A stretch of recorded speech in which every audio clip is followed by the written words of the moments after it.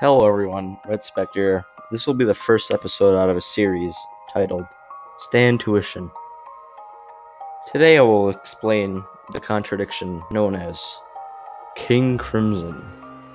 King Crimson is a stand from the Part 5 manga and anime Vento Arreo, or Golden Wind. This stand is the main villain's, Diavolo's, stand, and for good reason. King Crimson is based off the early 70s rock band, King Crimson. They are most notable for songs such as Court of the Crimson King, Epitaph, and 21st Century Schizoid Man.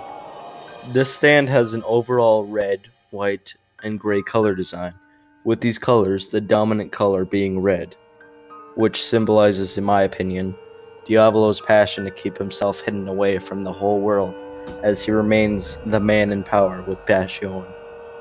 Of course, red symbolizes anger as well, which we know he has a lot of. Now enough with describing what King Crimson looks like and what it's referenced from. Time for the part you guys have all been waiting for. Abilities. When using physical attacks, King Crimson is shown to have power slightly greater than Star Platinum, which is known for its immense strength. It is shown many times to be able to easily contort and rip through human flesh, bones, and of course skin. This means that King Crimson has either relatively the same or more force than a bullet. When taking in the information that it heavily uses its fists, which of course has much less piercing ability than a bullet, you can conclude that King Crimson is one of the strongest, if not the strongest, stand in the series. Power-wise, of course. Not only that, but its speed is also comparable to Star Platinum's, showing multiple times dodging nigh impossible attacks, such as Bucciarati's assault on him with sticky fingers. But his dodging capabilities also tie in with their two main abilities, Epitaph and Time Erase. Epitaph is a substand, the result of Diavolo's alternate personality and or separate soul of himself, Doppio. Epitaph's ability is to project the near future on objects, such as Diavolo's or Doppio's bangs, and show them what to expect within the 10 seconds forwards. Since Diavolo's stand is very based off the concept of fate, everything will happen, there is no way to avoid it. Epitaph basically makes the fate happen no matter what, to the environment, others, and inanimate objects. The only persons that isn't affected by this can literally change their own fate in time slightly is Diavolo, Doppio, and that one Italian teenager.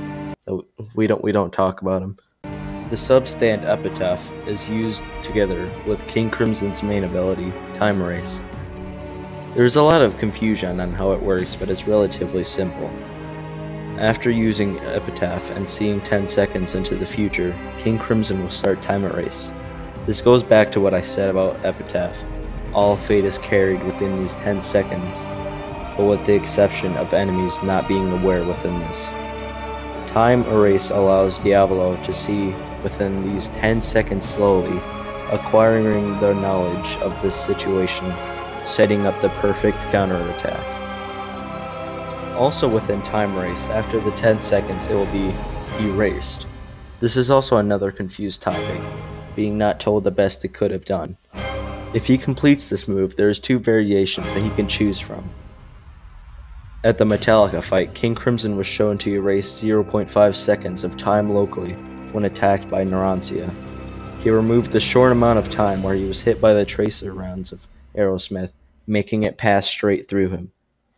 In another fight, the fight between Bucciarati and the boss, he was shown to walk away from Bucciarati's attack and end it, donutting him.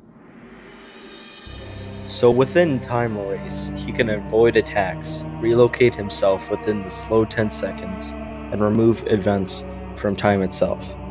This can be told as removing the cause from an effect, whereas GER removes the effect from the cause, showing the polarity of the two individuals.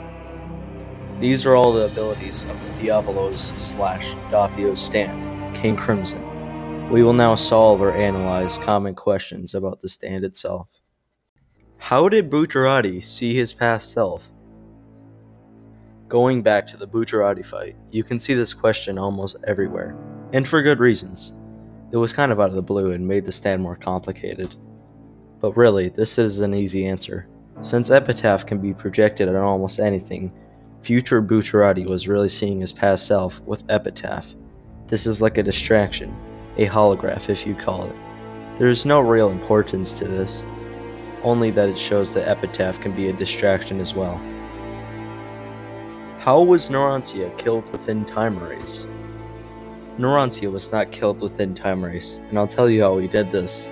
Diavolo's stand grants him the ability to remove the cause from the effect, which means he can technically remove most evidence of his attacks by erasing time. Like I said, Epitaph works with fate, and it can change it slightly with King Crimson.